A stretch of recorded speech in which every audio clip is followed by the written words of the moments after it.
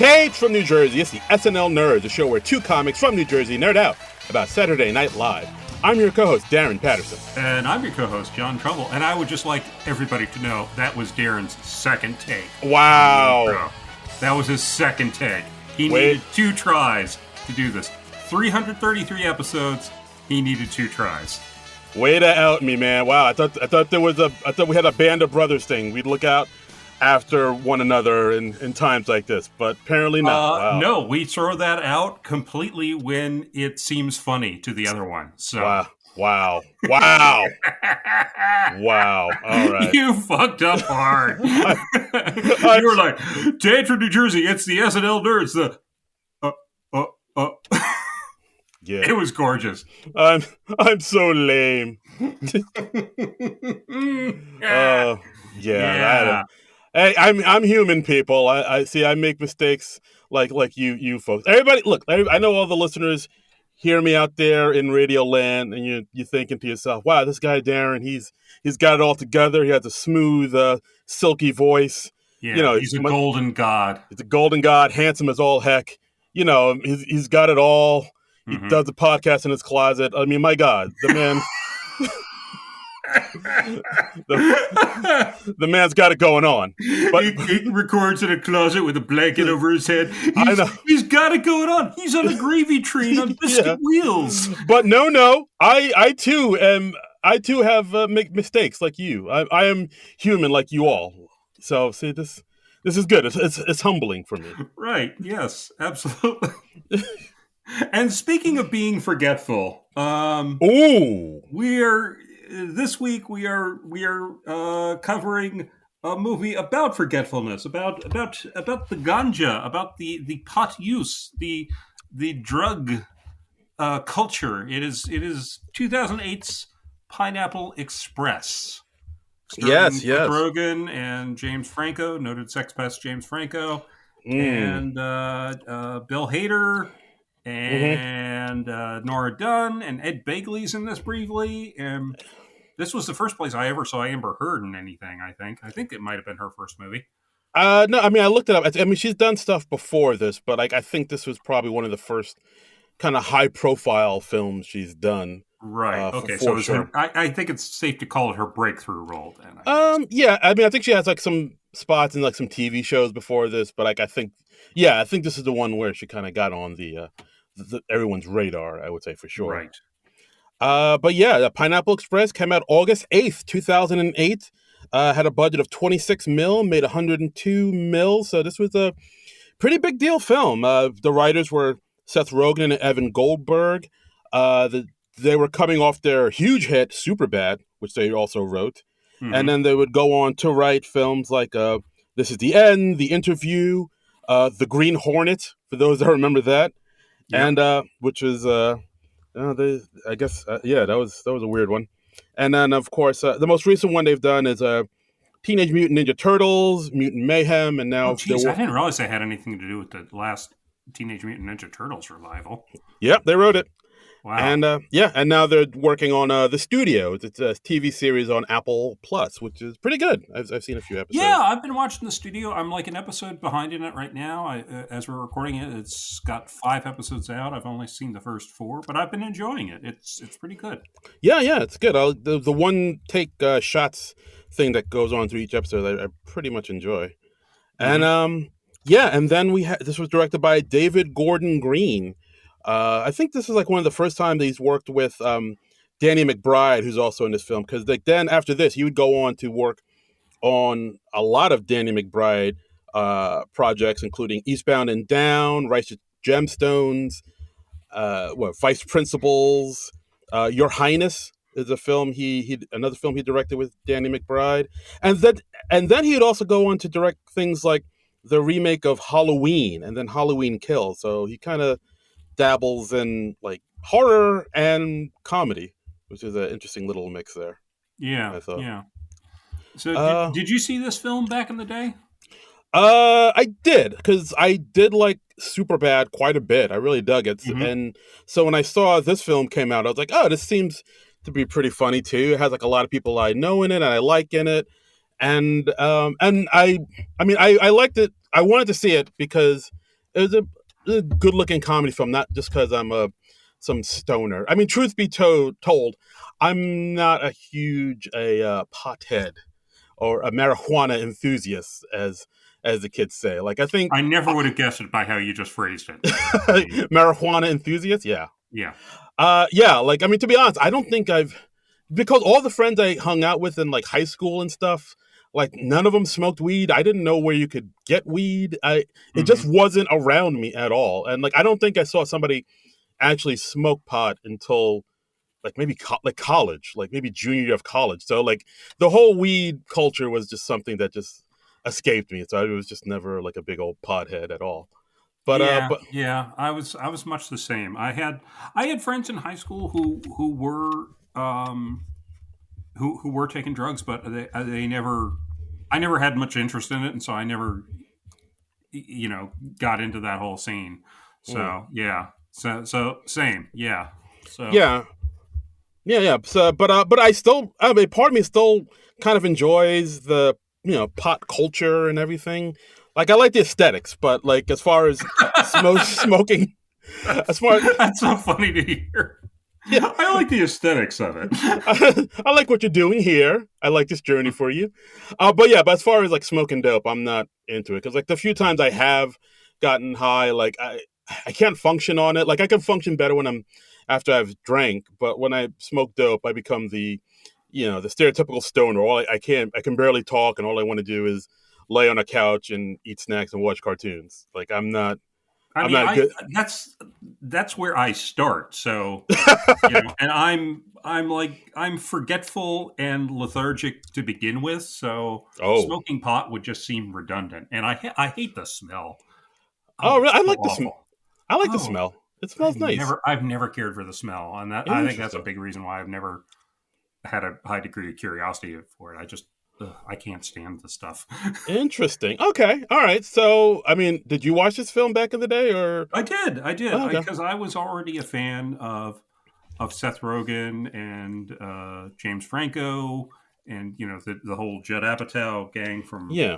from Freaks and Geeks and Undeclared, and so I made a point of checking out most everything they did. Um, Yeah. I There was a few years there with like that whole crew just kind of was dominating comedies hmm in the comedy film area for a while there. Yeah, yeah. Like it's really funny because like Judd Apatow apparently he took the cancellation of Freaks and Geeks in like 2001 really hard, and Yeah. so he decided to make all the cast movie stars out of spite. Yeah. So he gave like movie vehicles to Seth Rogen, to James Franco, to uh, uh, what's his name, tall guy, Oh, Jason Segel. Jason Segel. And so he was like, I'm gonna make all these people comedy stars, and everybody will see like how foolish you were to cancel Freaks and Geeks when you did. Mwah, Bah! ah, mwah, ah, ah, ah. So No, I respect that. I respect a man spiteful enough to derail Hollywood and just take over like yeah, that. yeah. Kudos to you, sir. Kudos to you, Apatow. So yeah, and when I first saw the trailer of this movie, it was like a stoner action comedy, and I was like, all right, yeah, I'm in. I'm not, I'm not into like stoner humor generally. I never watched. I don't think I've ever watched a full Cheech and Chong movie or anything like that. Yeah, same. Never. Um, but I thought this was a genuinely funny idea, and I really enjoyed it at the time. At the time? Like going revisiting it this time, and I hadn't watched it in a few years. I didn't like it quite as much this time around. Hmm. So Interesting. All right. Well, let's yeah, dig into it and see what your quibbles are with it, sir. okay, okay, Yeah. So the movie starts off really interesting because it's starts off in black and white, right. and it starts off in the year 1937, and we see I like how they even have the retro logo. The yes, yeah, what that was a nice touch. yes, that was nice. And then we see these two army military types, a general and another officer, going to this underground bunker testing facility, Hmm. like beneath the surface. Yes. And yeah, and then we see that the army's been testing out this strain of marijuana Item 9, I believe they call it, on Yeah. Private Miller, played by Bill Hader. Bill Hader, the beloved Bill Hader, who, Mm. I mean, this is the only part of the film that he's in. Um, and he's like a soldier. He's a private. He's just like, smoking the joint and just describing how he feels. They're asking him questions. It's like the squarest way to like experiment with marijuana. And they're like, "So how do you feel, Private?" And he's like, "Oh, I feel like a slice of butter melting on a big old pile of Yeah, flapjacks." yeah, and it's just like humming like ragtime tunes to himself. Yeah. We see James Remar Mm-hmm. as one of the sergeants there. Yeah. So it's good to see him there. Big old And eye patch. yes, with an eye patch, of course, to Mm-hmm. show he means business. Right. Yeah, and then we see the effects of Item 9, they call it, on Private Miller, and they realize, oh, this is too dangerous to be in, you know, civilians' hands, so shut this all Right. down. Uh, I think it seems like they kill off the private afterwards, Yeah. and then they have it declared illegal. Cut to modern day, we see Yeah. our They kill off Bill Hader 4 minutes in. So, yes, wow. yeah, Um, it's a yeah, little I'm not extreme. happy about that. I'm not happy Yeah, about that. it seems to There's be a never little enough Bill Hader for yeah, my money. it seems to be a bit extreme to do that too. It's like, Yeah, no, just execute this man. Like what? yeah, yeah. We don't have to do that, do we? But it tells us the kind of heightened reality that we're in for this movie, I suppose. I suppose. So, cut to modern day. We have Seth Rogen, who plays Dale Denton. He's a process server. He's Mm-hmm. the guy that serves papers and subpoenas to people. Saying you've been served, of course. So he's the guy that Right. no one's happy to see. Like once he does his job, people just call him an asshole. And And yeah, we see him like just driving around. He's calling into talk radio. We get a little exposition about him. We find out he's dating a high school girl. oh, And he's like Dale's like 25 and she's 18, and the host is like, "Well, as long as it's consensual." And Dale says, "I think it's consensual." yeah, Okay. that I totally forgot about this part of the movie. And I was like, why did they make this choice to have him date a high school girl? I mean, that's Well, I mean, at least she's above the age of consent, so yeah. that's something. I It's mean, not. I think it's just another thing to tag him as kind of a screw up, and I guess. I mean, yeah, it's not. I guess it's not really grooming, but it's in the ballpark, maybe. yeah, it's not great. I mean, what's the rule supposed to be? Like half your age plus 7 years, I think. I just say in around my age range. That's what Right. I say, and that's what I think. If any of the authorities are listening, So that's what I say and yeah, think. let me think. So if he's 25, then half his age would be 12 and a half. Uh Add huh. 7 to that, that's 19 or 20. So yeah, he's Oh, yeah, oh, Dale, oh, Dale. buddy. Yeah. Yeah, and Yeah. it doesn't help when they cut to a scene where he's just straight out making out with his teenage girlfriend in front of her high school lockers. Yeah. I was Yeah. just like, He, how'd you he get in here, sir? he visits her at school. Joe Latrilio has a little cameo as one of the teachers there, and always fun to see Joe Latrilio. Yeah, He yeah. was great in Brooklyn Nine-Nine.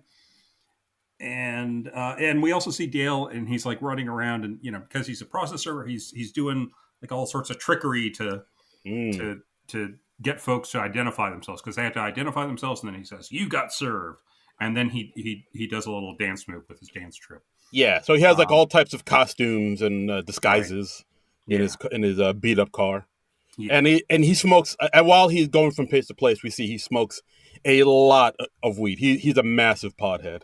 Yeah. Yeah. And you're like, what? A Seth Rogen character who's a massive pothead? Really? Really? Wow. Yeah, next thing he'll be telling me he does that crazy deep laugh he always is famous for. That's the one. Yeah. Um, yeah. I understand Seth Rogen did all of his own pot smoking in this movie. Oh, So, you don't say. yeah. Wow. You can tell he is a practiced hand at this. He like blowing smoke rings and just Yeah. very, very skillful. I Yeah. don't know if Wait. you can be a skillful pot smoker, but if there is one, then I would say Seth Rogen is one. Yeah, absolutely. Wait. So did that mean like Columbia Pictures like they paid for the pot for him to smoke in this film? That's a good question. I don't know. I mean, I Like guess he like got paid for this movie, so I guess you could say Columbia was subsidizing his pot habit. I don't wow. think I don't think they're smoking real pot in the film. Wink. Well, I mean, because Seth Rogen has said like he's professional and adult Yeah. enough that he doesn't smoke. He doesn't get high when he's working. Yeah, that's true. I know. Yeah, I'm just having a little bit of fun. But yeah. yeah, But it makes sense. but he is obviously an experienced smoker. I mean, just you can tell from the way he handles himself and the way he blows the smoke rings and all that Yeah, he's had like a lot of practice at that sort of thing. he's not new to this rodeo for sure. Right, right. Although, like James Franco said, like he's not a pot smoker, which I don't know if I really buy. Um, I don't know. I watched him host the Oscars. I don't know. I, Yeah, like I I don't. think I don't think you can explain that unless he's high as fuck. maybe he's just like naturally odd sometimes, and he just Well, he's probably that too. Yeah, you know. and But and creepy as we now know. oof, yeah, Yeah, oof, as we found out, I don't know how many years after this film, but yeah, oh apparently boy, he's done yeah, a lot of creepy stuff, and Seth Rogen's not friends with him anymore. yeah. No, I guess they've cut ties Which apparently. good on Seth Rogen. I mean Hmm. that really makes me respect him because Yeah, I know they were really tight, and yeah, yeah. I mean, they've made so many movies together. yeah, and I know it takes a lot for you to say like, oh, gee, what you, my friend, have done is so bad. I'm not going to be friends with you anymore. Yeah, like That's yeah. I mean, I'm sure like a lot of people are like, "Oh, he's just doing this to protect his Hollywood image and blah blah blah." But I don't know. I like to think that he saw what or he heard what his friend was doing and heard firsthand is like, "Oh, this person's doing like horrible things that are coming to light that I'm just now finding out about, and mm-hmm. I can't condone this. I have to separate myself from this guy, and Yeah. it sucks, but it is what it is." And honestly, I have a lot of respect for Seth Rogen because he seems, he does seem to. I don't know how to phrase this well. I mean, Oh, he's really like matured, and he is willing to like speak out on things recently. Like he just recently like he was presenting at some award ceremony, and he was speaking out against the Trump administration, and yeah. I really admire that. Yeah, like he's definitely kind of yeah. I guess because when we first were introduced to him, in the early aughts, we just sort Hmm. of written him off as some deep voiced, giggly stoner guy. But like he's kind of matured a little bit more, and he's still a deep voiced, and he still has that laugh. But like Yeah, he's definitely a lot more thoughtful and a lot more mindful about things, yeah. and he has matured quite a bit. Hmm. I was like, oh, okay, look at because like he could be one of these guys who just is like staunch in their ways and it's like, oh, these young people, I don't know what they're talking about, they can't take a joke anymore, woke culture, whatever. Or you could Right. be a person who like actually listens to all this criticisms, takes it in and thinks about it and sits with it, and they're like, Yeah. you know what, yeah, that actually wasn't the best thing. Yeah, that puts it well. Like he's evolved. I think that Yes, might be that the best way to say it. Yeah, evolve, that's the word. I've definitely seen him evolve and mature over the years, and he's still his own person. But yeah, I mean, but he does more mature material now, and he Mm. has stuff with more depth, Yeah. and I like that, and I admire that. So I'm quite the Seth Rogen fan. I still enjoy him. So yeah, good on you, Seth. Hmm. Good on you. So, but his character here is creepy guy dating a high school. Yeah, yeah. Yeesh. I know. Part of me is like, I don't know if the whole storyline with his teenage girlfriend it doesn't really kind of add anything to the overall story. So I was like, Well, I think the does it? movie it helps that the movie knows how wrong it is. Okay, all right, yeah, that's true. I mean, it is a real sign that Yeah, this is a guy who has to get his shit together, and he's yeah, not the person he should be or could be. yeah. It's not like the Woody Allen movie Manhattan where he's dating a 17-year-old and the movie kind of doesn't It's kind of Oh yeah, oh yeah, yeah. I rewatched Manhattan a few months back, and wow, right. wow. Like I remember watching that movie because I remember everybody saying like, "Oh my god, Manhattan's an amazing film. It's Yeah, fantastic." it's like Woody Allen's masterpiece, and yeah, And I watched. It's like he's dating like I don't know how old Mariel Hemingway was in the yeah. film in real She life. was like in her teens. I think she was 19 max. Yeah, but it's like yes, he's dating a 17-year-old. Are we all And nobody in the movie calls him on it. no? Nobody expresses like any sort of reservations about it. I mean, only like in terms of their emotional maturity. Nobody's like, "Hey, Woody, what you're doing here is creepy and gross and illegal." Yeah, like I mean, I know the '70s were a different time, but they couldn't have been that different. Yeah, it's Oof. nuts. It's wow. And it was based on a real relationship that Woody Allen was having at the time. Oh, Um, so yikes on bikes. yeah, yeah. So anyway, Dale also he has a drug dealer by the name of Saul. That's James Franco's part. Hmm. Um, and he goes over and like they have kind of an awkward interaction. Like Dale kind of sets it up early on when he's talking on the radio. He's like, "Oh, they always act like they're your friend, but you're not their friend. If they didn't have the drugs, you wouldn't go over and hang out with them."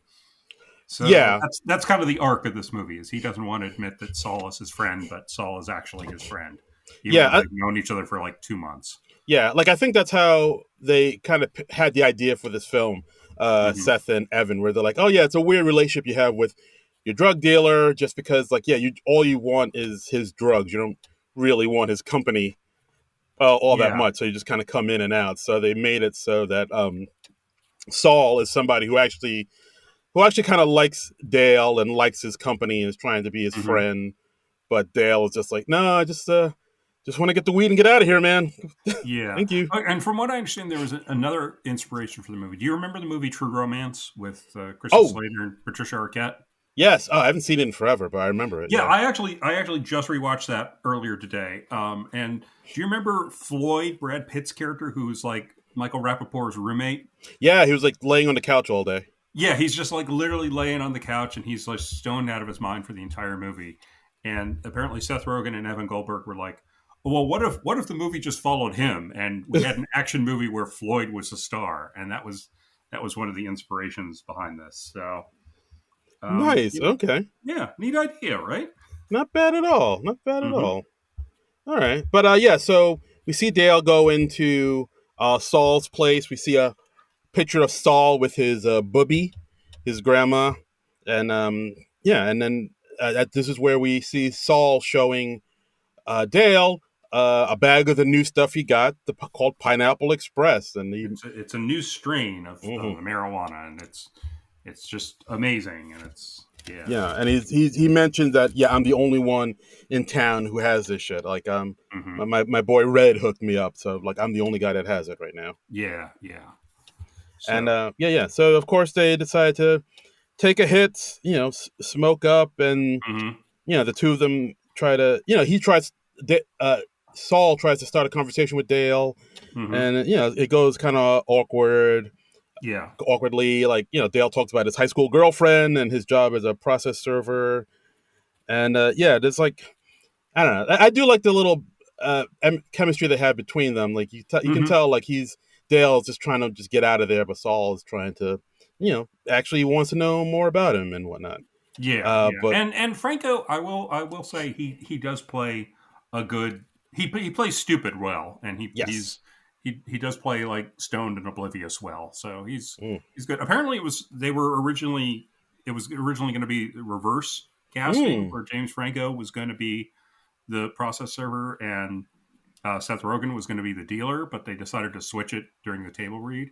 And I remember in like some of the extras, Seth Rogen was like, "Well, I realized that all the drama, all the relationship drama we had written, it wouldn't make as much sense with Seth Rogen, or wouldn't make as much sense with James Franco because Franco is so handsome. It would be like, you know, uh, uh, you know, she would just fuck him, and that would be it. and when it's somebody like me, Yeah, there's relationship drama. So, Yeah, that makes more sense. Yeah, it does make yeah. it. I think it is better that they switched up the roles. I think it Hmm. works a lot better. Yeah, yeah. I Um, mean, usually, like when they cast against type, it is a bad idea. Like in the movie Neighbors with Aykroyd and whew. Belushi, switching the parts they obviously should have played. Yeah, that But was here wow. it works. Here it works Yeah, for sure. So yeah, so Dale leaves, and he mentions his next target. He has to right. serve papers to is a guy named Ted Jones, Ted and that Jones. and Yeah, yeah, and then Saul mentions, oh hey, my guy Red, he buys from a dude named Ted Jones. They weren't just the same guy. yeah. A little And foreshadowing there. Dale's like, oh, I don't know. It's a pretty common name. Pretty And pretty common name. so we follow Dale. He goes up to Ted Jones's place. He pulls up at night. There's a cop car behind him, and Rosie Perez gets out. Yeah, Um, what an she, adorable little cop. yeah, she's a cop named Carol.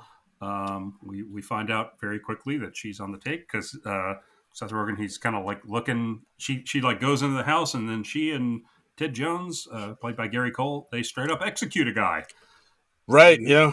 they shoot him against the window. Oh, how are you gonna get all that blood out the window, man? I'm assuming they laid a tarp down or something. But you gotta get the Windex. It's a whole thing. Yeah, I mean, I don't think it's their first rodeo. uh, So Ted Jones is like this evil drug dealer guy. Rosie Perez is a cop on the take. They execute this guy. Dale sees it all, and he's so startled he drops his joint, and he gets out of there, and he uh, and he like slams into cars in front of him behind him when he's getting away, yeah. and he's like, I gotta get away, I gotta go away. uh, But yeah, he does that. I thought that was I got a chuckle of that because Rosie yeah, Perez pulled up right behind him, so he's like boxed in mhm, between two cars. So when yeah. he freaks out, he's just like smashing the car in front of him and behind him Mhm. in order to get out. I was like, all right, that's something. Yeah, yeah, and he's in a panic, so he runs back to Saul's place, and he as he's pulling out, he throws his joint away on the ground, and Ted comes out and picks it up, and he smells it and takes a puff, and he recognizes it as Pineapple Express. And it's Hmm. like, ooh, a clue. Now our movie begins. Yeah, yeah. But yeah, so Dale runs over to Saul's place, tell him what he saw. Then they piece, in their, pot induced haze, they figure out, oh wait, Mhm. you're like I dropped the roach, so if somebody picks that up and they know it's Pineapple Express, they know it's you're the one you're the only one in town that has it, so you're in danger Right. too. So we Yeah, got to get out of here. you can track it back to me, and Saul says like, oh, the guy he executed was Asian. The Asians are number 2 in this town, so Ted was like capping the competition. So Hmm. we're in danger. So they decide to go on the run. Right. And And yeah, which yeah. So they just grab. Of course, before they leave, they're like, "Oh, grab all the weed you can. yeah, Grab all the weed and snacks you can." yeah, So they do that. They take off, and they were right to leave because right behind them we got 2 goons behind them. We got Kevin Corrigan and Craig Robinson breaking hmm into Saul's apartment. yeah. They're like 2, I guess, hitmen or goons, or they're somewhere in the organization. Something I noticed on this rewatch: the name of Kevin Corrigan's character was Blodowski, Yeah, that was which is really similar to the name of the bad guy in the Green Hornet, who was oh. Shudovsky. That was Christoph Waltz's character, Mm-hmm. and he like redubs himself as Bloodovsky over the course of the movie. And I'm just like, does Seth Rogen and Evan Goldberg, do they know somebody by this name? It's weird that they've used it in 2 films. Yeah, it's weird. Because the goons' names are Blodowski and Matheson, which Yeah, are like 2. I mean, they're not unique names, but they're definitely unusual names. yeah. So I was like, part of me was like, oh, Yeah. are these like last names from friends of theirs? I wonder. I don't know. Yeah, I feel like it's a shout out to somebody somehow. So I think you're right. I think you're yeah, right. yeah. I was just like the Bludovsky really struck me this time around because I Yeah. mean, of course, when I first saw this, Green Hornet didn't exist yet, Not and yet. now I live in a Green Hornet in a universe where the Green Hornet was made, I'm so and sorry. I like bits of that film. It's I it's got its problems, but it's also got some good points. Yeah, like I didn't see it at all. I don't know why. Yeah, It's popular to take shots at it, so I took a shot because I wanted to be yeah, cool. yeah, So yeah. yeah. You're a Green Hornet hipster. I guess I guess I am. I still haven't seen Green Lantern either, so but I know it's fun to make fun of it. Yeah, yeah. But Green Hornet's better than Green Lantern. I would say. ooh, Yeah, interesting. Ooh, hot take. I'll go out on a limb there. Yeah. Okay, all right, good to know. All right, so But you know what? I'd even say that Green Lantern gets a little more grief than it deserves. It's not a great movie, but it's not a total train wreck. hmm, all right, all right. Well, It's got its problems, though. I mean, I okay, wouldn't exactly recommend it, but all I right. don't hate it. All right. So, what's a superhero movie you think that everyone dislikes that is deserving of the hate? Uh, most of them. I mean, most of the Wow, ones that people consider are bad, they generally are bad. Yeah. like Black Adam and whatnot. I never saw that one. It ain't great. Yeah. Oof. I mean, I've got it on my queue on HBO Max, but I haven't Okay, watched it yet. you can leave it right there. Okay. But no, you watch. I don't want to tell you not to watch. You watch it and you see what you think. But like Yeah. I was like, Yeah. Yeah. ay, no me gusta. Yeah. Anyway, so Anywho, Dale and Saul, they're going on the run. They go into the woods. yeah, They call Red, who's like, Saul's middleman, right, played by Danny McBride.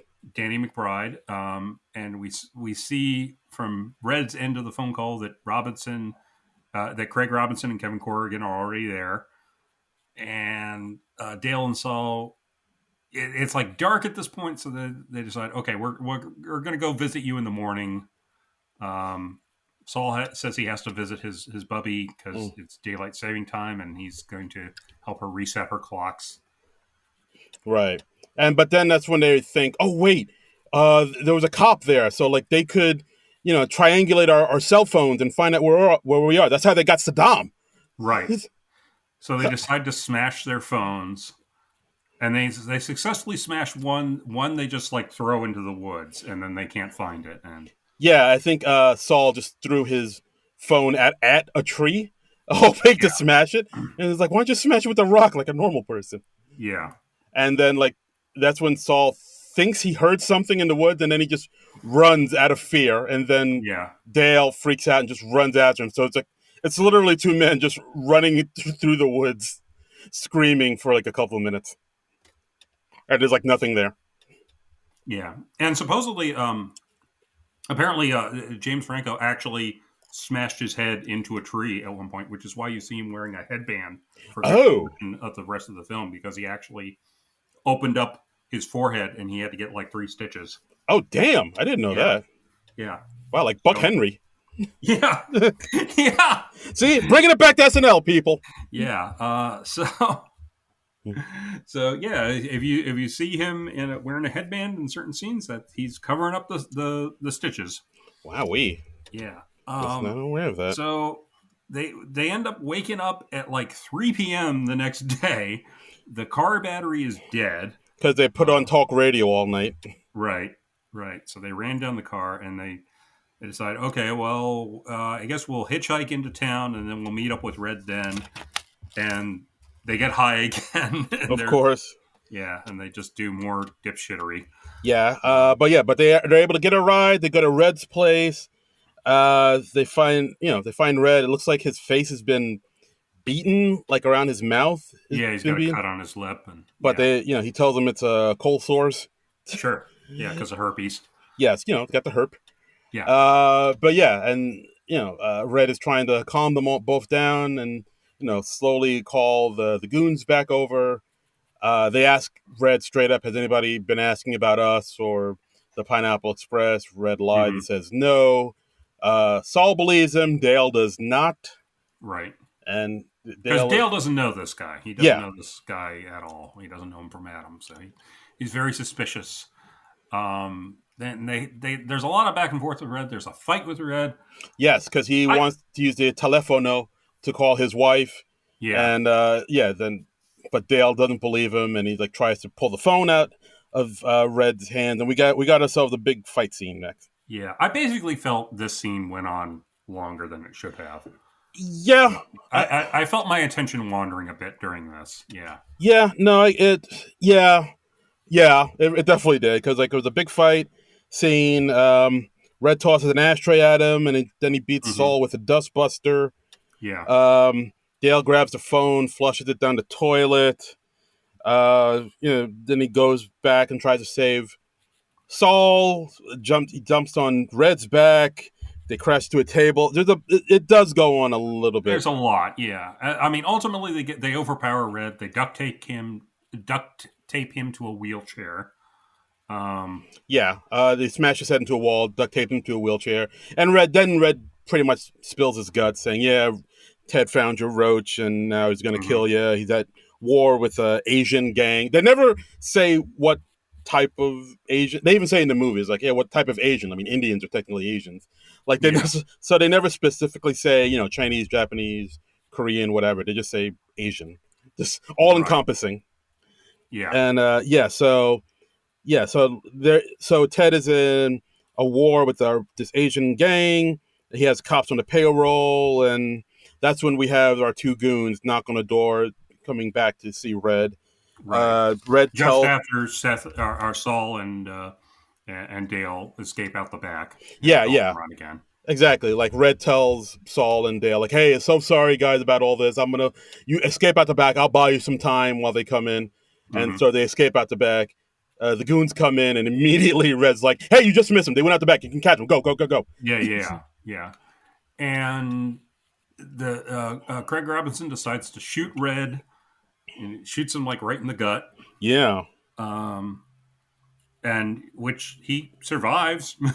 Yeah, because also Bludowski shoots him in the gut too, because Yeah. I think because both of them talk to Ted Jones, and he's Hmm. saying like, yeah, they don't. Red says, he told him everything. So what do we do now? He's like, yeah, just take care of Red and Yeah. shoot him. And yeah, But people in this movie remarkably resilient to physical harm. very much so. They're like Terminators in this movie. Almost to a cartoonish level. Yeah, everybody gets severely injured and everyone just kind of walks it off. Yep. Um, You can walk off a bullet to the gut, right?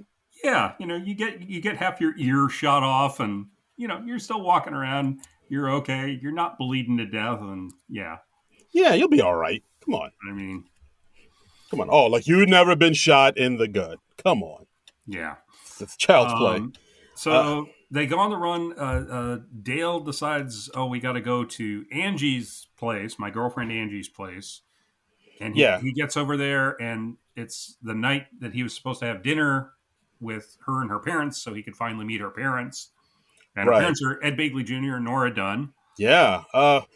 Ed Begley Jr. in a very un-Ed Begley role here. Like he plays Hmm. like kind of like the pissed off, angry dad with the shotgun. Yeah, This one. he's not happy about his daughter dating this dude. Understandably so. Understandably so. Yeah, and Seth Rogen does not make a good impression because he's high and frazzled and paranoid and and Late. He's and, late for the and dinner. late and sweaty and injured and Bleeding. yeah, it's It- it's the worst possible first impression you could make. yeah. He is wearing a suit though. So I mean Sure, that's yeah, commendable. sure, yeah. Uh, Dress for success. right, you're right. Yeah, dress for the job you want to have, not the job you Absolutely. have. That's what I say. Uh, So yeah, he doesn't go over very well. no, not at all. Saul ends up breaking in at one point in a panic, and Yeah, the front door is just open. so Saul ends up barging in, and Angie ends up stabbing Saul in the shoulder with a fork. Yeah, then Ed Begley comes out with a shotgun, Yeah, bang, what's up with that thing, shoots at the cabinets and the cupboard. It gets yeah, it should escalate quickly. yeah, it's intense. Uh but Um, but yeah, finally, but Dale clarifies like, no, he's with me, and then he's able to get the family in a car, tells them to go to a hotel, lay low, go under a fake name. He comes up yeah, with the name Garagely because they're in the garage as sure, as he's telling them all this, and he yeah, just tells them to get out of town, and then they get out of town. And of course, the dad is like, Andrew, your taste in men is fucking horrible. Yeah, yeah. And so Dale and Saul, they go on the run again. They decide they're going to sell weed to get money to buy bus tickets so they can get out of town. They sell some weed to some high school kids, and they Hmm. get high with them because that's what they do. I mean, they haven't gotten high in probably nearly 6 hours by this Yeah, point. So how do you function? yeah, yeah, We also hear like Carol's kind of piecing together who these two guys are, and they think that they're working with the Asians yeah, because like, oh yeah, maybe like they're working like they're like the backup hitman for the Asian mob, because like back at Red's place, Saul and Red were talking about going back to a casino because they went to a casino years ago, and Carol overheard that through through something, and she's like, oh wait, the Asians own the casinos, so they must be working for the Asians. yeah, And of course, while that's happening, the actual Asian gang is listening in on their conversation in a van outside. So it's all coming to a head. It's all coming yeah, to a head here. yeah. And meanwhile, like Dale and Saul separate. Saul has gone to get snacks, and a female cop busts Dale, not Rosie Perez, another cop, and Yes, she's like the liaison to the school, and she's like, they were like these three kids who were like high as hell, and yes. Their eyes are as red as a devil's dick. yeah, Wow. and so she busts Dale, and he's wanted for like the hit and run because when he ran into the cars after he saw the execution, and Dale thankfully has the sense to tell her about the stuff he saw, and she believes him, and she seems like she's going to help him out. Yeah. But at this point, Saul actually went out to get snacks, so Hmm. he sees Dale getting arrested by a lady cop, thinking it's the lady cop Right, that Dale saw at the execution. So he tries to go save him by like getting hit by her car. She gets out, Dale gets in the driver's seat, and they both take off while there's slushy all over the windshield. right. So he can't see it. Meanwhile, Which looks like blood, honestly. I it mean, when I does. saw it in the trailers, you see a windshield with all the red stuff all over. You think like, oh, that's like blood and gore. Yeah, it looks like they ran over a person, like RoboCop. Yeah, yeah, yeah. Uh, Very true. Meanwhile, so like as they're taking off, the actual cop, Rosie Perez, Carol, is following them, trying to shoot at them. So now they're Mm. in this huge high speed car chase through the streets. Um, I did like how Saul couldn't see through through the slushy, but Yeah, the windshield wipers weren't working. So yeah. Dale says, "Why don't you just kick out the windshield like they do in the movies?" So he tries to kick it out, and his foot gets stuck in the windshield. That's one of the funnier things in the movie. Yeah. So Yeah, it's literally a car chase. He can't see out the windshield, and his foot is stuck through the windshield. yeah. So he's just Um, driving with one foot through the streets yeah, while Rosie Perez is like shooting at them and whatnot. yeah, Yeah, and it's just a and funny visual. yeah, and it's a pretty good car chase, and it ultimately ends with like Rosie Perez crashing her car. And then, like, the movie just, like, kind of cuts away, and she's, like, back with Ted Jones. And I'm like, wait, we just yada-yada'd away her, like, how does she not have to stay and answer some questions? She, like, wrecked her squad car. That was a little weird. Yeah, because like in the next scene, she's talking to Ted Jones. She just has a bandage on her head, and that's it. I was like, Yeah. that was a pretty gnarly car crash. Like And, your arms are fine and your legs are fine. Everything else is okay. and it's just like, what, you do, nobody else comes by? And you're Yeah, like, did you just ditch your squad car? Or what's going on? How did you get over there? yeah, And there's not even a throwaway line of dialogue. It's like, I barely got away from there. yeah. It's like we It's just just hopped on a bus and got it. yeah, yeah. She's just hanging out with Gary Cole all of a Yeah, sudden. just chilling. Wow, I didn't even realize that. Yeah, they did kind of yada yada yada over that part. Yeah, I don't know. That really struck me on this time around. But yeah, like you said, she goes over to Ted Jones and she's like, "Yeah, after this, I want out." And Yeah. Ted Jones is like, "All right, yeah. So what we'll do is we're gonna go to the farm, move the shipment um, tonight, and then tomorrow morning we will kill everybody. Like Yeah. every the Asian gangs, these two guys, Saul and Dale, and Hmm. we'll take care of everything." Yeah. Uh, And we see Dale call Angie. They get into a big fight. And they're like, well, I guess we're breaking up then. And and Dale's like, yeah, because, well, you were going to go off to college next year anyway, and Yeah. this was doomed anyway. Yeah. And Like he's basically putting all his insecurities onto her.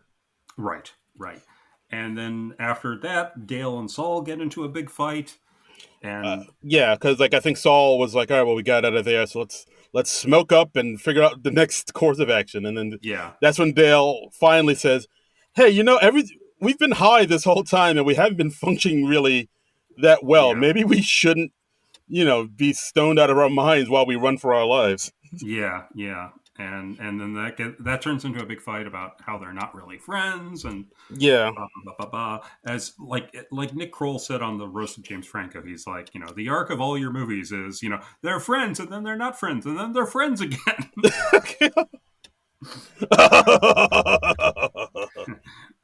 And so the two of them split up and they're just kind of on their own. We see Dale call Angie again and he apologizes, but and they kind of confess their love to each other. But then Dale gets cold feet when Angie says she wants to marry him, and he's like, "Oh no, this isn't a good idea." yeah. It's like it's really immature of you to want to. I'm a clear fuck up. Like what? Yeah, What kind of woman wants to be with me? Clearly, you're too immature to deal with a relationship. right. And I'm like, dude, you're dating a high school girl. What the fuck? But he's like, the fact that you want to date me shows how immature you are. Wow, look how he which flips it. which is pretty good. And that's pretty much the last we see of Angie in the movie. Yeah, see, that's what I was saying. Like the whole arc with his girlfriend, that didn't really go anywhere. It's They just like, kind of drop it like a hot potato. yeah, like I mean, the relationship between Dale and Saul is like more meaningful in this movie. I thought. Yeah. It's more about the buddy relationship between the two guys. So Saul is on his own. He finally goes to visit his grandmother at her old age home, and Greg Robinson and Kevin Corrigan find him there. They're like already there, Yeah, and they're talking to his grandmother. his bubby. And they kidnap Saul and they take him back to the farm, which is the place we saw in the prelude at the beginning, the prologue at the beginning. It all comes together. Yeah, and Yeah. it's this big drug facility. Do you think that like pot dealers have this high end of an operation? This seems a little far fetched to me. I mean, I don't think so, but I mean, who Yeah. knows? Like, I mean, I just know, like, low level drug dealers. I don't know the Right. big guys at the top. Maybe who knows? Maybe in the middle of nowhere they have like hydroponics on deck, but I don't. Yeah, I don't. It's the same thing I was questioning when we saw the Meet the Millers movie, where it's like this huge operation for like pot, and I'm just like, really? Are we going across the border to smuggle in pot? Can't we just kind of grow that here? Yeah, I mean, we can now because it's not really Yeah. a big deal anymore. Like I mean, out where I live in Jersey, there's like literally like 5 or 6 dispensaries like Mhm. 10 minutes away from me. So it's like now it's not that big a deal. But I mean, Right. back then, maybe. Yeah, yeah. I don't know. It just seems like so much more effort than they need to go to. Yeah, I hear you. It's like, I can buy it when it's like Breaking Bad and it's like this big secret meth lab or something. But I'm just like, it's marijuana, really? Jesse, we need to cook. This is somebody can grow in their closet. Yes. Exactly. I had to move out my marijuana to do this podcast. Yeah, sure. So So at this point, Dale goes to the old folks' home where Right. Saul's bubby is because he wants to get in touch with the bubby. But by the time he gets there, it seems like he finds out that Saul was already there and he's been taken by the goons. right. So that's when he runs back to Red's place to to get his help. And there he finds Red is still alive after 2 bullets in him, but he's like in the Yeah. bathroom, like laying on the toilet. I see like a bowl of noodles next Yeah. to him and like 2 empty wine cooler bottles. So I guess he's just noodles and wine cooler. They cure bullet holes. I Yes, mean, yeah. it's just science. That's just science, man. Absolutely. I mean, he's been sitting in his apartment and bleeding out all day, but Yeah. Science. yeah. So he convinces Red to like go with him, and we have a sequence where they're like armoring up and they're getting all these guns because Yeah. like Red's got all these guns In the wall. We hear hidden some away. we hear some Public Enemy playing in the background. At one point, Red pulls out like a little tiny gun. He's like, "Oh, this is the Mhm. gun I used when I was a prostitute." Yeah. I was like, "All right." Yeah, we see Uh, him cock a gun, just go thug life. and then they drive off in a bright yellow Yeah. Daewoo Lanos, which is I didn't even know they made those cars anymore. Yeah, so they drive out to the farm to rescue Saul, and then right before they're about to go in, Red chickens out. Yeah, he leaves almost immediately. Like, I can't do this. I Yeah, can't. Like, Ted's a killer. I got to get out of here. yeah, And then that's when Dale's like, "Fuck you, man. Fuck you. Come back and pick me up, please." yeah.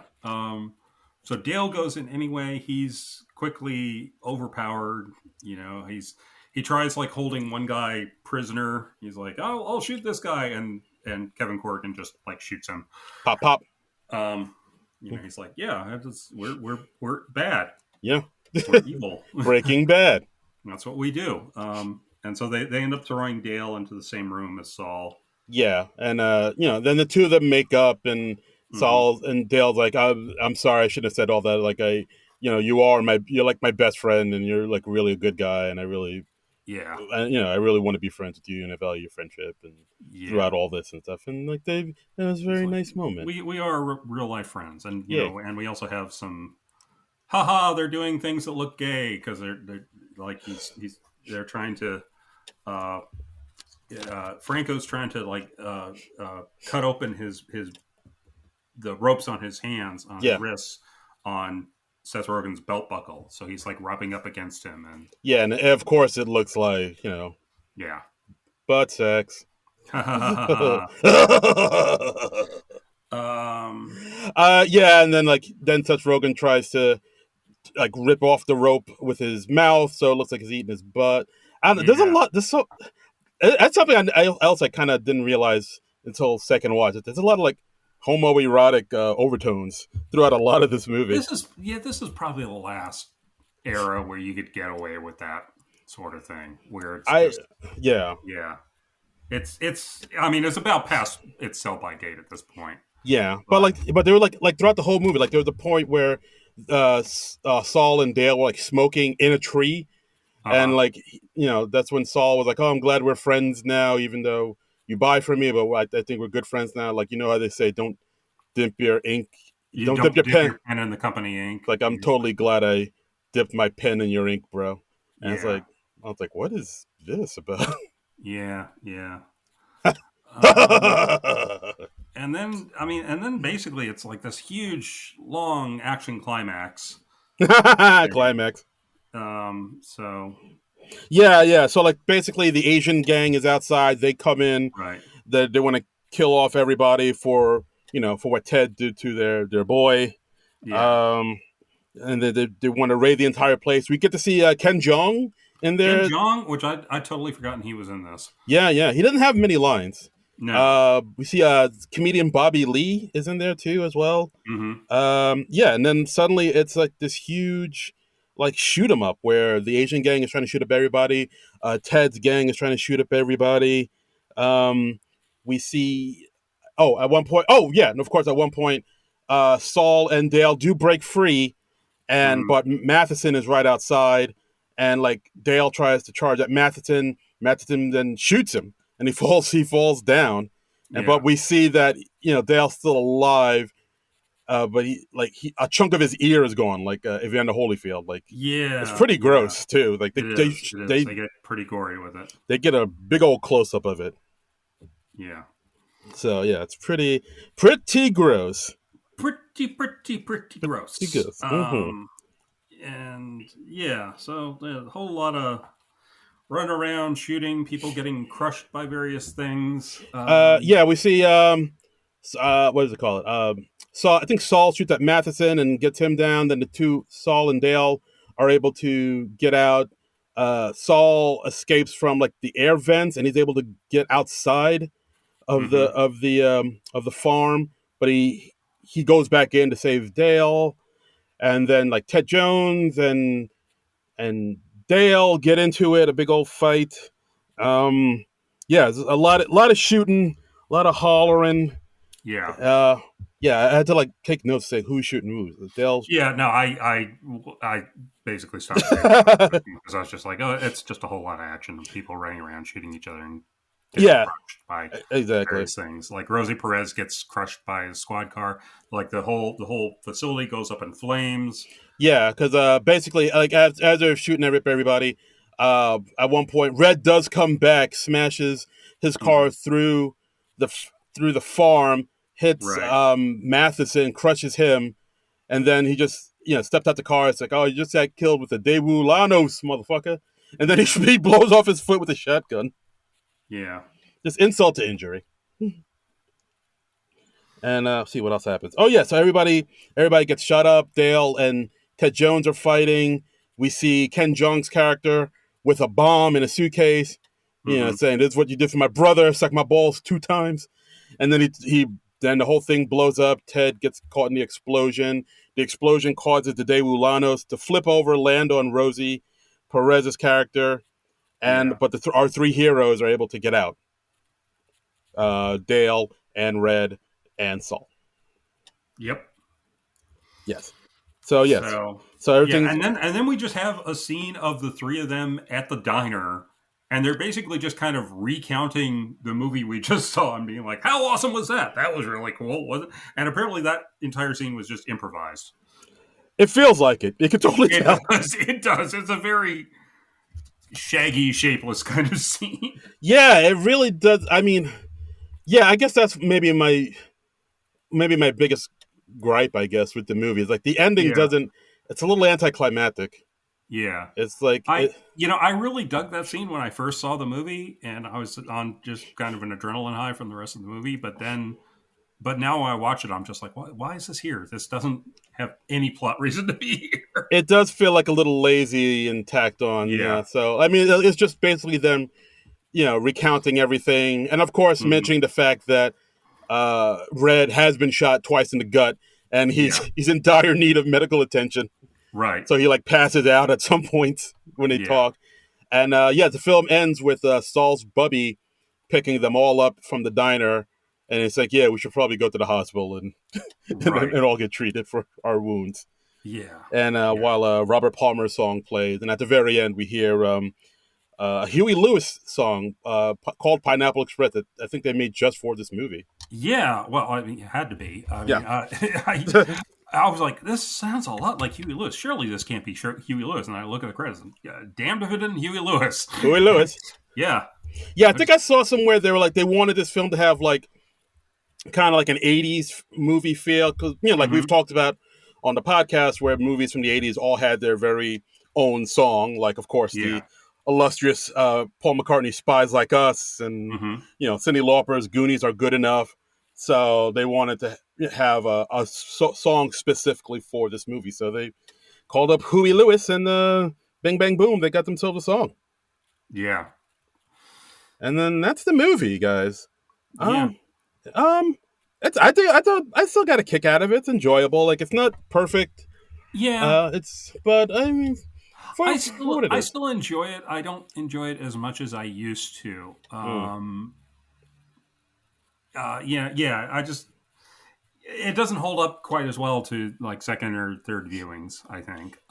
Yeah, I would say You so. know, I mean so the it's a real kick the first time you see it, but like I was just like, there isn't as much there for me anymore. And yeah, it bugs me that like they don't really resolve the Angie subplot at all. yeah, like all the Um, women in this movie just are kind of just kind yeah. of an afterthought. It looks as Well, if, like Rosie Perez, apparently she asked the director David Gordon Green to cut most of her dialogue out, saying oh it would make her character's crooked side more effective and ultimately more mysterious. So apparently that was Rosie Perez's choice. She oh had more in there, but hmm with okay Angie and her parents, it's like, ooh, yeah, really, really yeah not much there. yeah. Like I feel like that the whole Angie subplot is just it Yeah. could have been taken out. You could take that out and it would have no effect on the movie, really. Yeah, I kind of wish they'd done something in that last scene in the diner to resolve that somehow. Like, even if it's just him calling her again or something. Yeah, like it seemed like he wasn't even thinking about it. Yeah, yeah, So yeah, but I mean, but overall, I thought it was an enjoyable movie. I mean, Hmm. Seth and Franco, they have good chemistry, of course, and Yeah, and I find Danny McBride entertaining. yeah, for sure. I'm a huge fan of Eastbound and Down. I thought that Yeah, him very and funny series. yeah, I think that's like the best thing he's ever done. I know a lot of people love Righteous Gemstones. I've tried to get into it, but I don't know. It doesn't. I still think Eastbound and Down is like. I haven't seen that, and I still haven't seen Vice Principals. I should But check those out. Vice Principals, I think, is okay, Hmm. but I still think Eastbound and Down is like Yeah, leagues above it. yeah. Yeah. A neat bit of trivia I found for this movie is Gary Cole's role of Ted Jones. You know who also read for that? Hit me.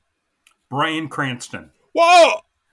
And it says Judd Apatow felt Cranston wasn't evil or scary enough to convincingly play a drug dealer. Are you kidding me? Because, it was a pre Breaking Bad world. Yeah, I guess so. So, so I mean, yeah, it's look, pretty ironic. I yeah, mean, he was still Hal from Malcolm in the Middle at this point. So, yeah. Look, I'm happy with Gary Cole. I think he's super underrated. yeah, But like Bryan Cranston all day. I mean, the man's a god. yeah. But it would have been funny if he'd done this movie. And Yeah. All right. Well, yeah. still. But yeah. Overall, Pineapple Express, Hmm. solid movie. Not too shabby. Decent. I mean, it's not the best thing they ever did, but Yeah. it's entertaining enough. Yeah. I think Superbad was better. Oh, definitely. Super bad all day long. For Yeah. sure. For sure. Yeah. I'm getting that for sure. Yeah. So let's look at the blue sky and see what our fine listeners thought about this. We got one from Shari. Shari, like Starry, Hmm. saying, I watched this when it first came out, decided it was time for a rewatch. This is one of those buffet films, a bit of everything: comedy, action, buddy, romance, and a bit of social commentary wedged in. All in all, a fun ride with some great comedic bits. Happy 420 to my fellow nerdy teetotalers. Hmm. Yeah. Yeah, there is a lot in this movie, and and I like that the movie's not just one thing. Yeah, It no. is. I like that it's an action comedy, and yeah, it's got the buddy arc, and yeah, and I like the offbeat choices that it makes. I mean, the car chase with the foot through the windshield. I mean, that's hilarious. That's probably the highlight of the movie. Yeah, I would say Um, so. and it's also fun just to see them being so thoroughly stupid, like just selling the weed to the high school kids and then sitting there to get high with them when they're on the run. Yeah, just making dumb stoner choices. Yeah, yeah. So I don't know. I might like it more if I was a stoner myself. I think I so, don't yeah. know, but yeah. So maybe it's just it doesn't speak to me in a big way. But yeah, But yeah, what you gonna do? what you gonna do? I'll tell you what we're gonna do. We're gonna wrap this baby up, and that's our episode, guys. Ha! Ah, The smoothest of transitions. yes, Thanks again. absolutely. 10 out of 10. Yeah. Oh, look at that. Thanks again for listening to the podcast. As always, you can follow us on Blue Sky at SNL Nerd. You could Hmm. donate to our Patreon at non-productive.com. Follow us on our YouTube page, why don't you? Hit us up on the YouTubes. And as always, you can follow me on all social medias at Darren Credible. That's DARIN Credible. And you can also follow me on the social medias at Trumbull Comic. That's TRUMBULL and the word comic. So check us out at Blue Sky and Letterboxd and Instagram and all those fun places. Check it out. Check it out. So And yeah, so next weekend,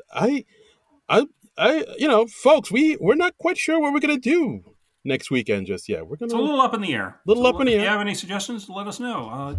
Just approach us on the Blue Sky at SNL Nerds and let us know if there's something you're dying to see us cover. Yeah, I know there's that movie, that Chloe Fineman movie coming out on Hulu in a few weeks, but like that's not until like later on. So maybe we'll do that later on down the line. Who knows? Yeah. But We yeah, haven't done a Chloe Fineman movie yet, so we yeah, have we're not. good. Yes, absolutely. So yeah, listeners, let us know what you think we should tackle for next week. If it's something that's easily available on the streamings or something we can get on DVD at our local library, we just might go ahead and do that. Yeah, we may do that. Mm-hmm. That'd be fun. So, So let us know. But either way, we'll see you next week. But until then, nerds out! This has been a non-productive media presentation. Executive producer Frank Hablawi. This program and many others like it on the Non-Productive Network is distributed under a Creative Commons Attribution Non-Commercial No Derivatives license. Please share it, but ask before trying to change it or sell it. For more information, visit non-productive.com.